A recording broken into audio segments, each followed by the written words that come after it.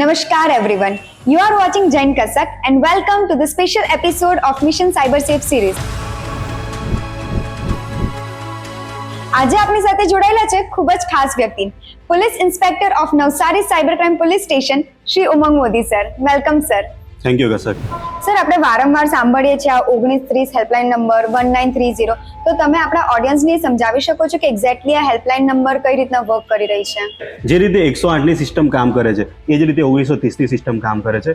જ્યારે કોલ જાય છે ત્યારે ત્યાંના આપણા એક્સપર્ટ બેઠેલા છે, એ કોલ રિસીવ કરી અને ફરિયાદીની બેઝિક વિગત લે છે તથા તેના પૈસા કપાયા છે તો એ ફરિયાદીના અકાઉન્ટમાંથી સામે કયા અકાઉન્ટમાં ગયા છે એ અકાઉન્ટોની વિગત લઈ અને એ અકાઉન્ટો તરત ફ્રીઝ કરી દેવામાં આવે છે અને સાથે સાથે એક એકનોલેજમેન્ટ નંબર જનરેટ કરવામાં આવે છે. એકનોલેજ નંબર તો જનરેટ થઈ ગયો, પણ એ પછી કોણ ઇન્વેસ્ટિગેશન કરે છે ને એ પછીની પ્રોસેસ શું છે એક્ઝેક્ટલી?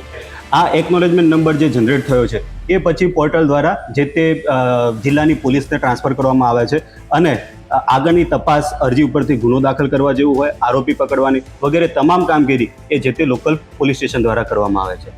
સર, હવે 1930 પર કોલ કર્યો અને વિક્ટીમના પૈસા હોલ્ડ પણ થઈ ગયા, બટ હવે વિક્ટીમને રિફંડ કઈ રીતના થશે?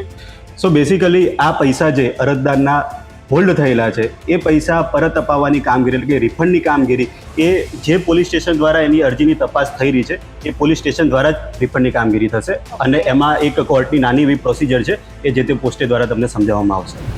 સો સર, કયા કયા પ્રકારના સાયબર ફ્રોડ થાય છે જે આપણે 1930 પર કોલ કરી શકીએ છીએ? 1930 સિસ્ટમ આપણા તમામ પ્રકારના સાયબર ફ્રોડ કવર કરે છે, જેની અંદર ફાઇનાન્શિયલ ફ્રોડ કે જેમાં કોઈના પૈસા ગયા છે તો એ તો કવર થાય જ છે, પણ સાથે સાથે સોશિયલ મીડિયા ઉપરના ફ્રોડ કે જેમાં કોઈનું સોશિયલ મીડિયાનું ફેક આઈડી બનવું અથવા કોઈ અલગ આઈડી ઉપરથી એને બ્લેકમેલ કરવું, એ તમામ પ્રકારના ફ્રોડ પણ 1930 સિસ્ટમમાં કવર થાય છે.